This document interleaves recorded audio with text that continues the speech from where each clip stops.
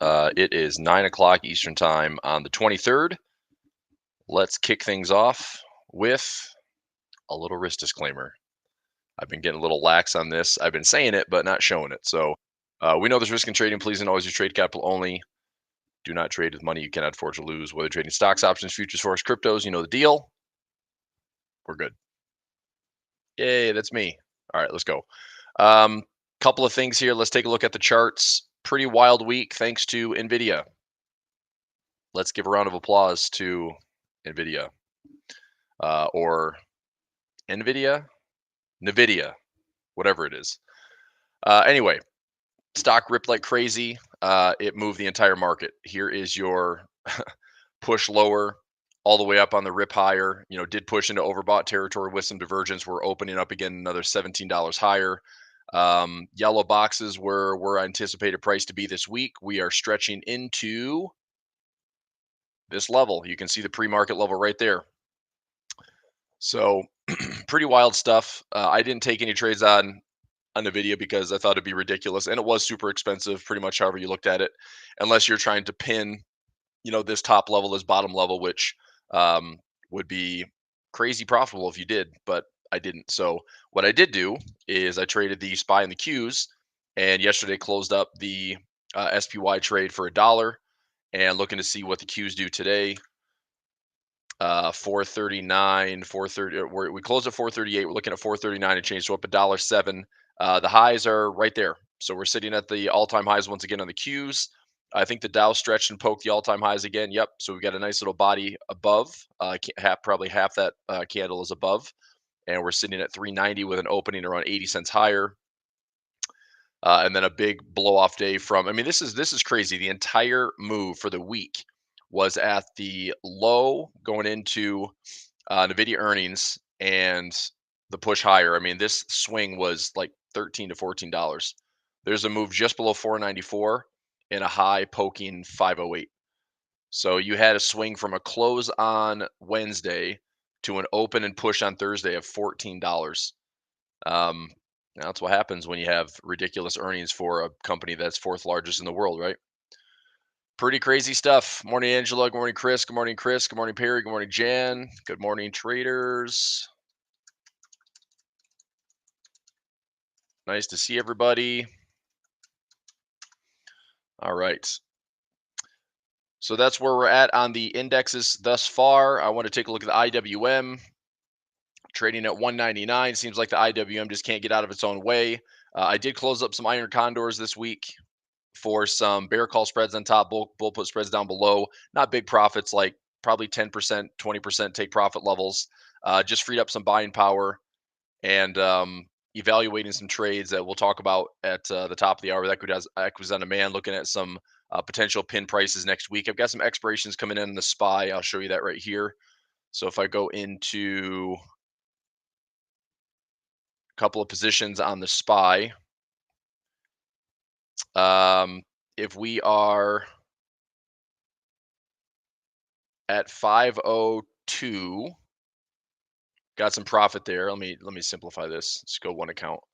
If we're up to, I've got a 506, 503, 500, and I've got a 502, 505, and 499. This goes out to next week. So I do want to take a look at those trades. I think if I click on all these positions here and I bring up my,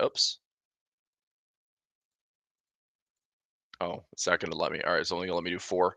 I'll do this one then. I think it should show all of them. Yeah. Okay. So if you can see my screen, here is current price on the SPY right there. And closest level to profit that I have is if we fade a little bit and we start to eat into that NVIDIA gap a little bit. NVIDIA, this just seems weird. Anyway, we start eating into that gap a little bit, then my SPY gets into that 503, 502 window. That's my pin price. Expiration I have is next Friday the 1st. That's when it's going to be max profit. But I would take, if it starts to drift back down into this area and this starts to gain in value, as long as I cover the cost of my initial put my put butterfly spread, then I will probably take profit. This was about 25-cent debit or so. This is a 30-cent debit. So if I can get this one paying me 90 cents, a dollar 20, I'll take the loss here, take the win here, walk away with 50 cents to a dollar net profit, and continue to repeat that over the next few weeks. So looking for high reward to risk on some of these spreads with the SPY and the Qs. They're not easy. They're not you know well, it's a window, but obviously if you're having price go nowhere, I mean there's max loss. I mean I've got max loss here, max loss here, max loss here, but you can see that my reward, if I can get one correct, then reward is much bigger. So the win percentage is anywhere between 15 and 20%, but the payout is sometimes 8 to 1, 9 to 1, 10 to 1. We've had a few of those, but ideally I like them when you can get them into 3, 4, 5 to 1, because that still covers the cost of trading both ways, and you can be wrong on one, uh, fractionally right on the other, and still walk away net positive. So that's why I like the strategy in the trades. So positions there. I did want to take a look at everything this morning. So we did the SPY, the Qs, the Russell, the DIA is up to fresh highs as well. Bitcoin I saw is sitting at 51,000, just below 51,000. If anybody's wondering, I had somebody ask me in Discord this morning, what indicators do I have? This one's a clean chart. This one just has an average true range for the day, which I also I consult the weekly a lot. I'm looking to see like what's the average for that. To me is how I do a lot of my trading, week to week. But I just have the ATR in the bottom, and then I have a divergence indicator which measures, it uses the relative strength index as well as a momentum oscillator. And so what I'm looking for is if price is getting into overbought territory and shows divergence, it starts to print this indicator. So instead of having two extra subgraphs on the bottom, it just does it here at top. So I use that indicator quite a bit. I've used this one for probably 10 plus years. I really like this indicator. Um, and if Yeah. If anybody knows Rob Booker out there, it was his Knoxville divergence indicator that I've used for a long time, and I haven't heard from Rob in a while. Hope he's doing well. So that's that, and then I've got this chart, which is a little bit noisier. I put some moving averages on here. This is the 50, the 144, and the 200, and I have a bunch of pivots on here. I've got daily, weekly, monthly, and yearly pivots. That gives me some big structure in the markets. Whether we're overbought or oversold, going after some of these pivot clusters. A lot of times we can sell very high, buy very low, and go after some nice inefficiencies and equilibriums on these pivots. But that's about as complicated as I keep my charts. I try to keep them fairly clean. I know that I draw, trend lines and channels and all sorts of stuff in there that I try to clean up every now and then. But for me, it's what's funny is I've done this for so long. It's like I can see through all that stuff. So I'm hoping my charts aren't super messy for all of you, but I can see through all that stuff. Did I get stopped at a pound dollar? Yes, the 2,700 stop was activated. Yep. Yeah, so we got stopped out at 2,700, but I said this yesterday. If we turn right back around, and I'm looking for dollar strength, if we turn right back around and confirm, then I'll probably get back in on pound dollar. If I'm dead wrong, then to prove it, pound dollar is gonna have to break above this yellow box high and get above going back to 3,000. I don't know if that's the case. We still have not taken out the CPI candle, so I'm still looking at. Let's go to currency strength this morning. So today we've got the pound, the Aussie on top. The dollar was strong, dropped all the way to the bottom. Here's yesterday's currency strength. Dollar was weakest, came all the way back into the middle. But today we've got Aussie pound on top. Not a ton of volatility, 25 to 15 on the vertical axis. Um, but dollar's a little bit softer this morning. Any major news that we had today? I think it was nothing. Yeah, low impact news today. Okay. So nothing crazy pressing outside of Nvidia, the push possibly melting up to higher highs. We are, I mean, the melt up and this little push through February could still last as we get into March. It's going to be interesting as we have like Q1 options expirations and open interest levels. So let me see if I can do a little search. I want to look at some big open interest levels on the SPY. SPY March 15th, which I think is the monthly expiration. Yep. So March 15, I'm gonna go open interest levels.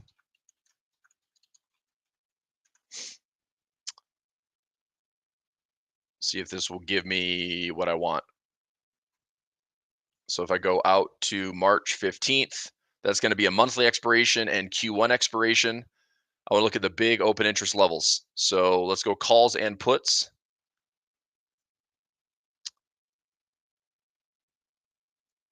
Interesting, interesting. Um, so we've got call open interest. I mean, you can look at the volume here. 100K plus is pretty substantial. Looks like we have some major put open interest, major put open interest, all the way back down to like 410, all the way down to 415, all the way down to 400. That's obviously a scary sign if we're going to go from 510 at all-time highs and somehow through the next 2 to 3 weeks of trading fall into the low 400s. These are likely going to expire worthless. That doesn't mean we can't make an attempt to get there. What I'm noticing right now, unless this starts to fill up, we're not noticing a lot of open interest up here, right? So I do think that the markets, just from a technical standpoint, they're getting they're getting a little long in the tooth. The trends are high. I'm getting overbought conditions with divergence on virtually every high time frame. So daily and weekly charts are showing the same overstretched conditions. Not calling the top, just like I keep saying, like a pullback is necessary, a pullback is healthy. A pullback to me offers, dips to buy. But if we just keep stretching, stretching, stretching, I don't know what it takes to break it. And in fact, I mean, I've said this as we came into this year's trading. I'm pretty bullish with a runway that goes out into the first Fed rate cut, and maybe that's May, maybe that's June. But if we start to see something turning dramatically into March, I mean, okay, so we had a great start to the year. We had a great melt up through February. Earnings are pretty solid from Q4. So anyway, but as I'm looking at this chart, it's like most of the interest that I see is put volume. Okay, and it's combo. This is calls and puts. So I mean, you're seeing that most of the levels are peppered in here less than current price right now. Like current price is here, right where that dotted red line is, and you can see most of the interest is peppered between 500 and 450, with the big outliers all the way back here at 410, 420. So something to keep an eye on. This is for March 15th, so that's 21 days out. That's going to be a monthly expiration and a quarterly expiration. So I will take notice of that. Trish, you good on that pound dollar? Let me go back to the DXY for a moment, right here. So pound dollar, if we get a confirmation move, I'm going to look to sell it again and probably double up the trade size. DXY, take this down to a 4-hour time frame. I'm just going to wait for this trend line. And there's two levels. Now that I can zoom in here, this trend line, I can make a small adjustment on, but I hate kind of manipulating my trend lines when I got 3 to 4 touches. So you can see that price is dancing around this trend line. We came into this big pocket candle right here. So I'm just going to be patient. But if we get a push to the upside, taking out this high, I'm looking for a push on dollar strength. Okay, you put a higher stop. Okay, that's fair. That's fair. If we get a break of this trend line and we take out this recent, there's 2 or 3 candles of indecision here. If we're green with the body on the right side of this and taking out previous highs, I'm looking to get long, and I would look for dollar strength to resume, getting back to 105.50, possibly pushing up into the 107s. So a little bit of confirmation helps, and all the dollar pairs look like this. So Aussie dollar, same thing. You can see that here. If I just took a trend line like so, if we're going to, and again, I'm not forcing trades on the dollar right now, but if we see confirmation, I'm going to go with that direction, especially as we get into March where I'm looking to follow along pre-summer pushes. I like to follow trends. March is a good season for that, or a good month for that. Oops, wrong one. CAD, what to go? Euro dollar. Euro dollar, there's my trend line. Same thing.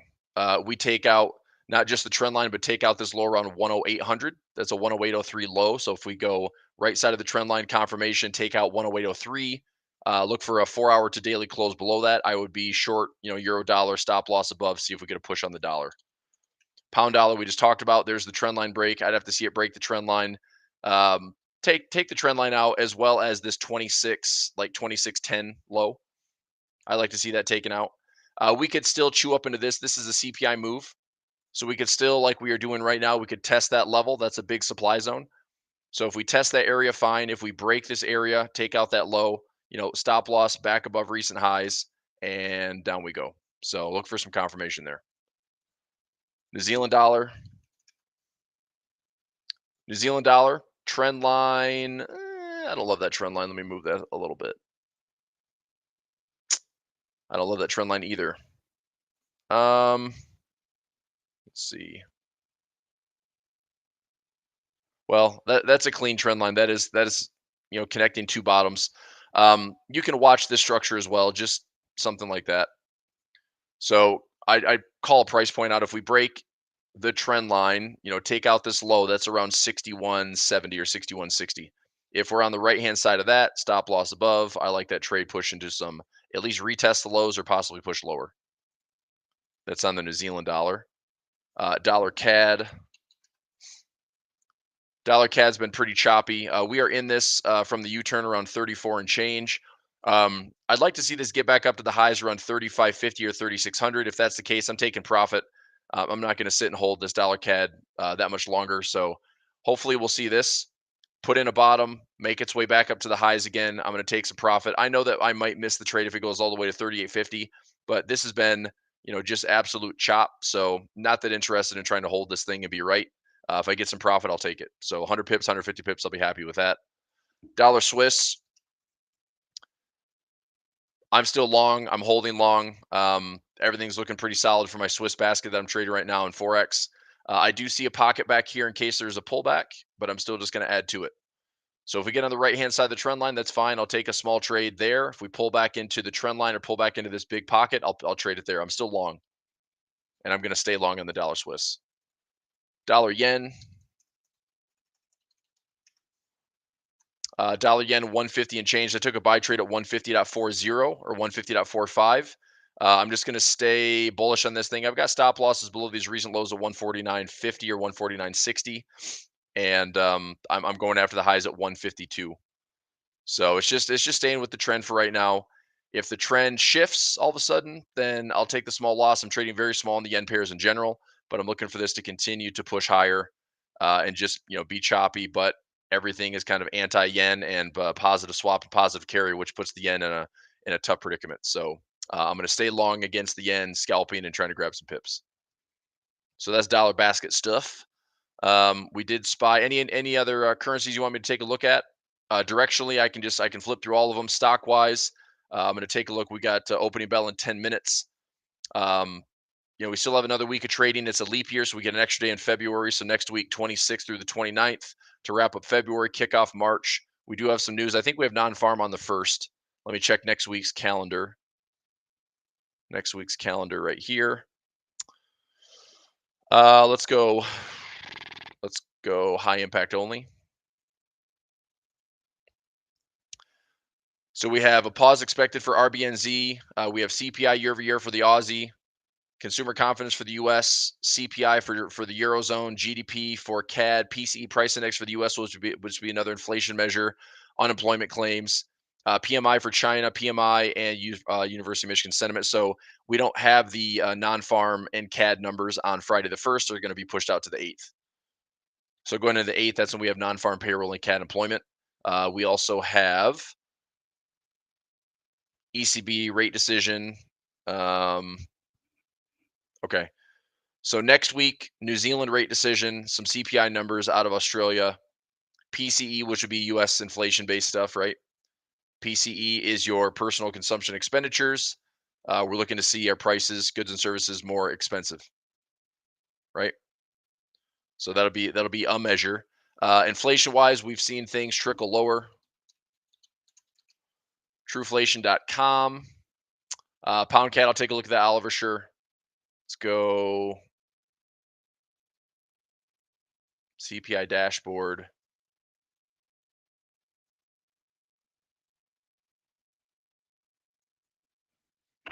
See what this looks like. That's pretty low. So this is showing sub 2% on U.S. inflation. Again, our year-over-year readings, they lag. We still have shelter, we have food, we have energy. Those are kind of the sticky points. Oil prices have been elevated off the lows around $67, $68. We're trading at 77 or so right now. What's oil at? It's quieted down a little bit. We're trading at 77 right now. I still think oil looks good to the upside. There's actually a lot of charts that I've seen. I mean, energy stocks especially are coiled pretty nicely. That if we start to see energy stocks break to the upside, I think they drag oil with it, or vice versa. So if oil heads up, energy stocks head up as well. Energy as a sector has been pretty poor.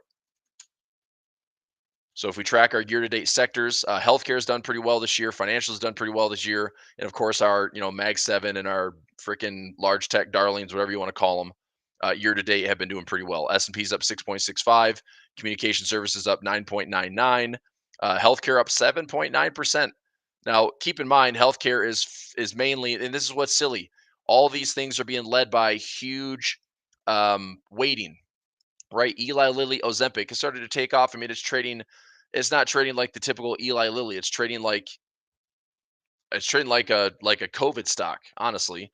When you had like Pfizer going crazy and Moderna going crazy and everything COVID going crazy, it's like Ozempic has taken Eli Lilly to new heights. So it's 11.27% of the index, which is crazy. And here, as you can see, the biggest influence. And year to date, it's up 32%. So it's no wonder, like, oh yeah, healthcare is doing great this year because of one stock, one company. Technology 6.9%. But anyway, the big moves, the big sectors that are beating the benchmark, beating the S&P, it's because of very few stocks. We're still in that same boat where it's like, yeah, it's like 10 stocks. It's one stock right now. You've got, Nvidia just cranking.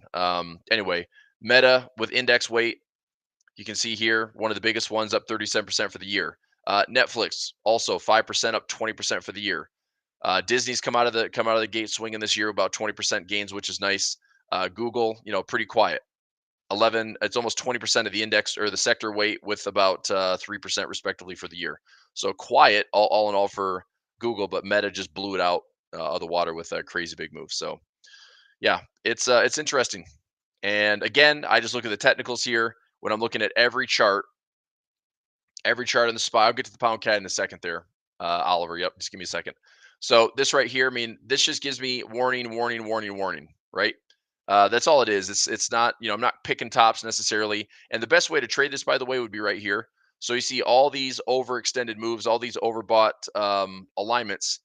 That's really the structure right there.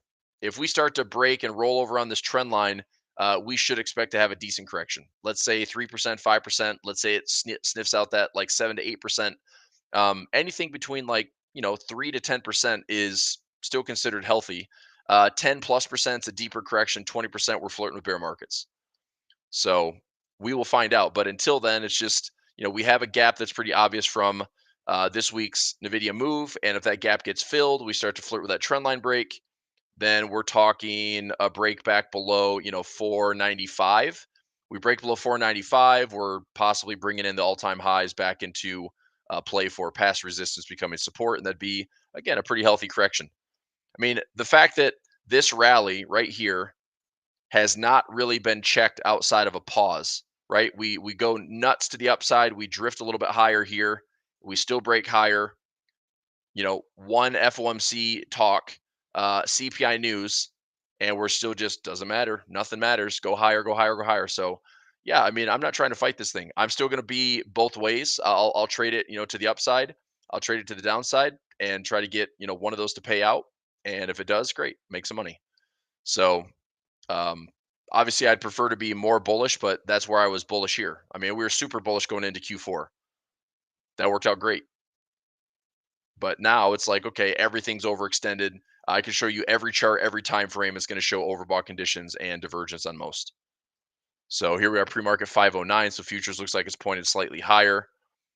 Futures market, we're about 5 minutes away from opening bell. 0.19 in Dow futures, 0.25 in S&P futures, 0.22, but moving straight up on NASDAQ futures. Again, that looks a little misleading. It's only a quarter, 1%. Gold at 2034, silver 22, oil 77. And that's literally the same headline as I saw yesterday. Come on, guys. You're better than that. All right. So that's that. Let's go pound CAD for Oliver. Debbie, what's happening? Ever, good morning. Let's go pound CAD.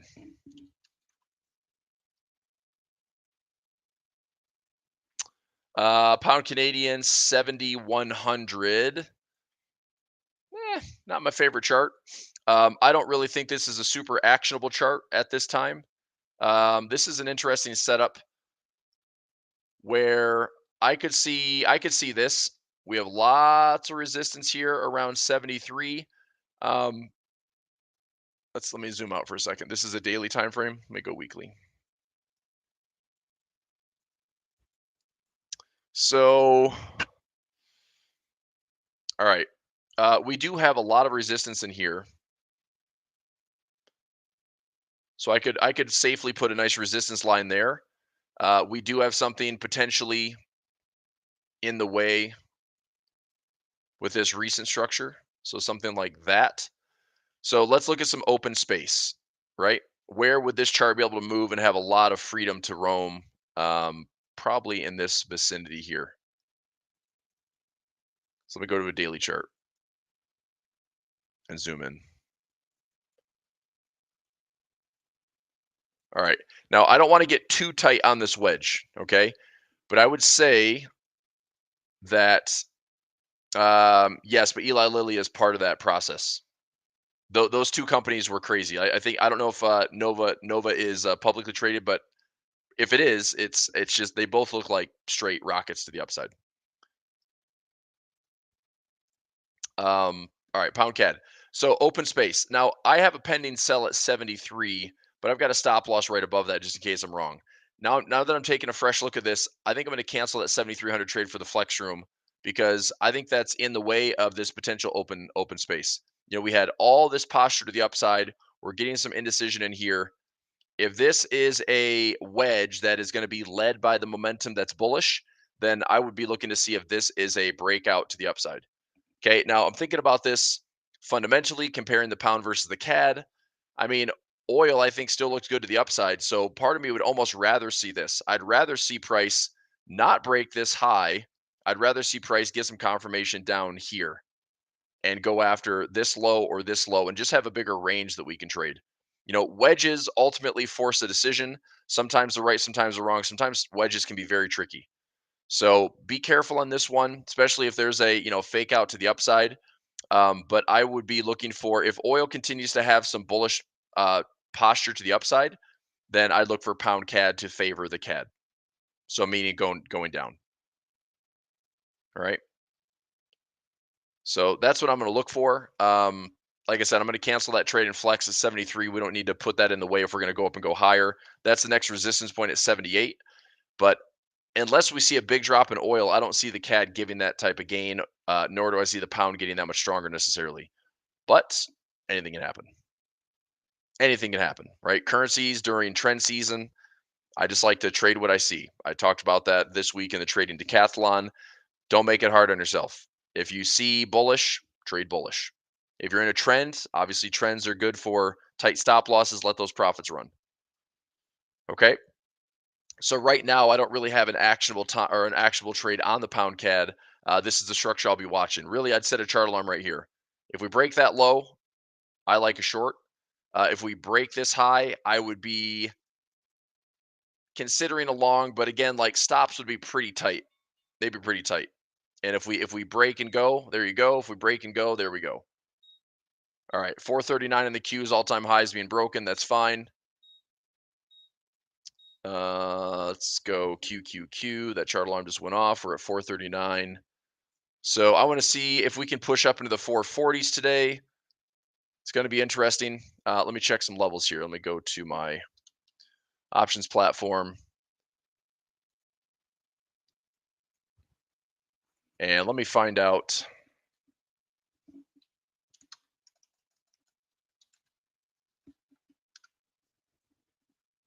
See if I can find a good trade here on old Edge Finder Pro. So if I get into my charts, get into my SPY, get into my 5-minute levels I have today, we're already at the big strike level real time. Okay, so big strike level that I see today is right at that 509, and we're there.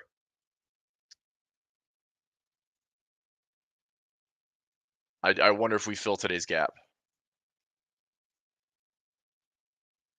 If I sold, if I went long a 509 put, I wonder what that looked like for a Monday trade. I'm going to see what that's going to cost me. This is pushing up a little bit. I'm going to see if I can fade this move for Monday. All right, here is Edge Finder.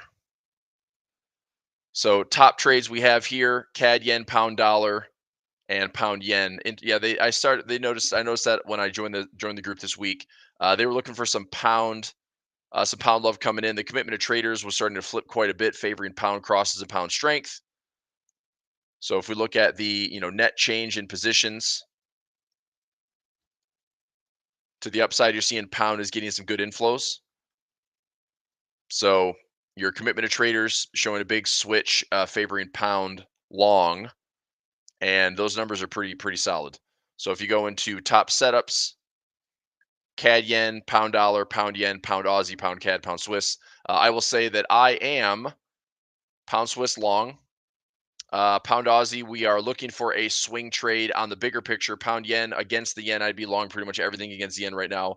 Pound dollar, I did get stopped out, so that direction was correct. We had that CPI fake out on the dollar crosses. CAD yen also looks pretty good. I mean, pretty much everything pound. I don't see euro pound down here, but you've got pound New Zealand, pound Swiss, pound CAD, pound Aussie, pound yen, pound dollar. That's virtually the entire basket. Okay, with some pretty good numbers. So yeah, pound basket is looking pretty solid. We're at 510. All right, I'm going to open up my Schwab account. I might go for a short term.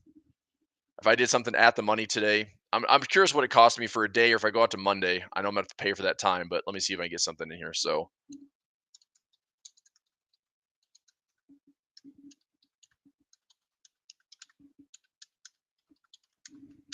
again, zero DT is always pretty tricky. I don't know if I want to go out just for today's expiration, but I want to see how cheap it is if I take the trade. Oh, give me my alert 584. Okay. So everything pushing higher. Good, good, good. Positions there. A lot of green across the board, which I'm happy to see. Alibaba's getting into some profitable territory. I like that. Let me move my Schwab account over. Let me see how the Qs are doing right now.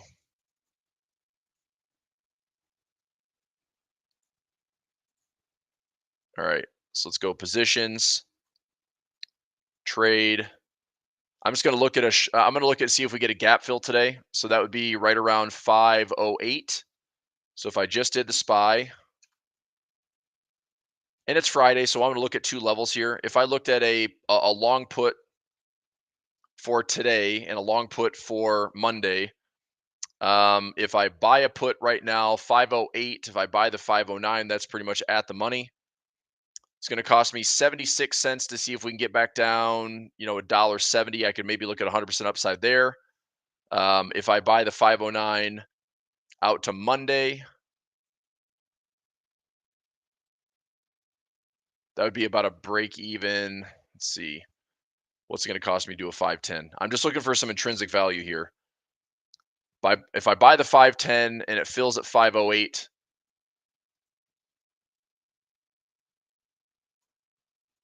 let's see if we stretch. We don't really stretch too much higher. All right, I'm going to take this trade. I'm going to get this one out of the way. I'm going to do a 510 put. It's going to cost me $1.22. I'm going to take it right now. Oh, come on. $1.23. So buy to open, put for today's expiration. Let me see here. $1.19, $1.18, $1.19. See if we get a gap fill. All right, that filled. We're trading that at a 52 delta. So if I did the 510. So if that drops to 508, let me do the math on that. That'd be a $2 move. So it drops to 508 minus, we're at 509.70. That's $1.70 at a 51 delta.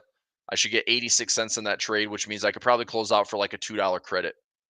Yeah, I'll see. So if we push back down to 508, if we fill the gap today around 507.80, then I should be able to close out for $2 or more. So let's see what that trade does. That's just a 223 expiration. That should be the only trade that I have on the SPY because I closed out my straddle yesterday. So there is my SPY trade. Try to close this up today. Limit. Let's see if I can get lucky at like $2.20 credit.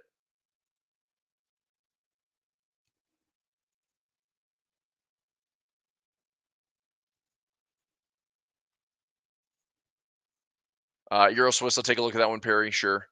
So I filled for $1.16. Yeah, I'll go after $100. So 216 review. Give me that trade. Like I said, if I fill that gap,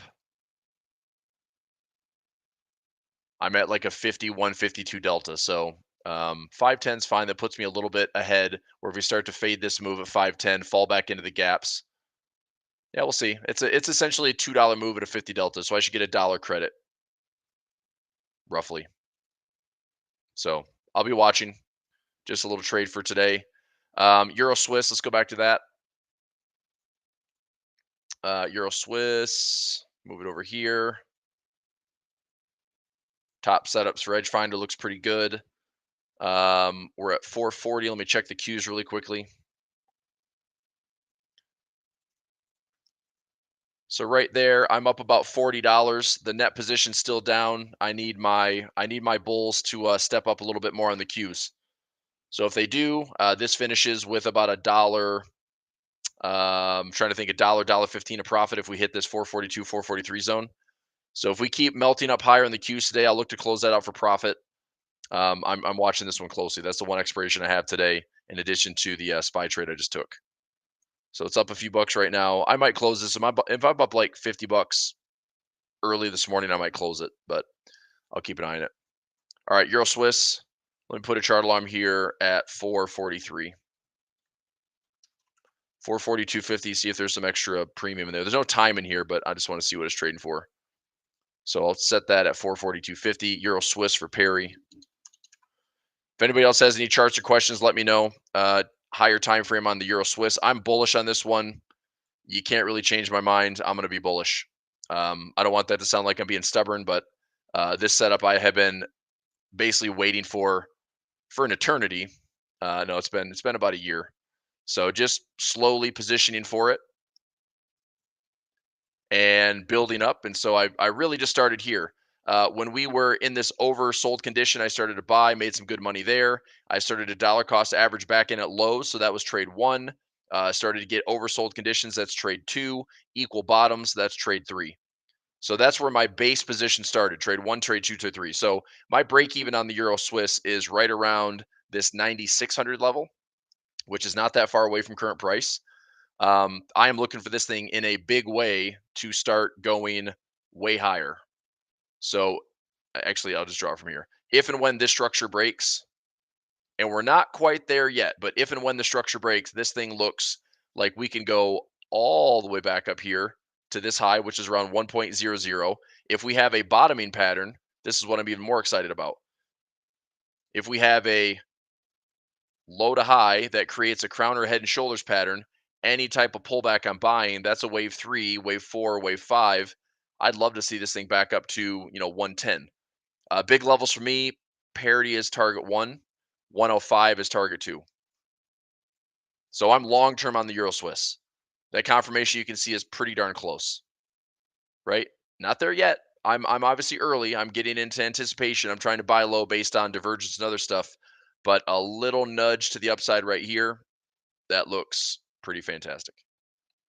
So that's my Euro Swiss. Cool beans. All right. Any other charts? Any other questions for today? Otherwise, I'm going to start doing some scanning. I got a couple accounts that just landed, but I'm not seeing any balances here, so I need to figure what's going on there. I'm going to email Tasty on that. Options volume. So I also want to look at some. Let me see if I can add in anything here. Dividends. So I want to look at declarations, and I'll look at dividend yield. If there's dividend yield, pop that in here as well. So if I go to dividend aristocrats and I pop in dividend yield, let's get some high ones here. So, oh baby, AT&T, you might be my dividend darling this year, 8%. VFC, WBA, 5.9, 3M, 5.4. Okay. So I'm looking at some, some low risk strategies, some low beta stocks where I just have covered calls, dividends, and just try to lower my cost basis a ton throughout the year. Just doing like monthly covered calls, quarterly dividends could be pretty solid. So I've had a lot of dividends, a lot of buybacks and shares just given to me in AT&T. It's obviously, I think the struggle right now, it's high debt, and that's where the stock was beat up so badly. But it is certainly a value play at 30-year lows. 8% dividends, pretty darn good. The premiums aren't great on covered calls, but I would try to keep them out of the way at like maybe a 25 delta, maybe a 15 or 10 delta if you want to be out of the way. But anyway, we've got earnings in April, so maybe I can grab something with covered calls around the earnings report. I think April. What's April? I think it's April 19th. April 19th is the big monthly expiration. So their earnings is on the 18th. So I could possibly collect some extra premium there, but try to get out of the way or stay out of the way. So good stuff. Alrighty. I guess I'll let you go for today. If you're with me in Equities on Demand, I'll see you in about 20 minutes. Thanks for being with me today, everybody. Before you go, just do me a favor. If you're in the YouTube channel, hit the thumbs up button for me, like the channel, subscribe, all that good stuff. I really appreciate it. And um, I thought of, well, I don't know. I was gonna say there's a bunch of other videos and content that I have to do. I'm trying to grow the channel organically. I think I need to put out some more evergreen content. I did talk about this a few weeks ago. Building a playlist out for. I have a bunch of videos in my Trading 101 video series. I can continue to build that out, which I think is fine. But I wanted to build one specifically for strategies. So just doing like a strategy playlist where it's like just give you a 15-minute video, give you a 30-minute video, whatever it takes to pretty much showcase one of my strategies, some of my my AI dashboard from Edge from A1 Trading, the Edge Finder, showcase dynamic trends, some of the stuff I use. So couldn't hurt. Just trying to find the time to do it, but I will probably add those hopefully in the next few weeks and start chipping away at those playlists. Okay. But happy Friday, everybody. Have a great week. Have a great weekend. I'll be back on Monday. And today I've got class 10 o'clock equities on demand, 1 p.m. for Hypertrend. Really excited about Hypertrend. I've got the deployments. I got everything loaded live last night. So my robot is officially running. And I've got some directional biases to kick things off for this first little stretch, the first like maybe 3-4 months before I kind of turn it into full auto. But anyway, we're going to take a look at that today at 1 p.m. Eastern time. All right, Trish, thanks for being here. And David, Gary, Angela, Perry, everyone else. Thank you. Thank you. Happy Friday. Smash that like button. I hate saying that, but you know the deal. The algorithm needs it, helps the channel, and I'll see you soon. All right, thanks. Bye.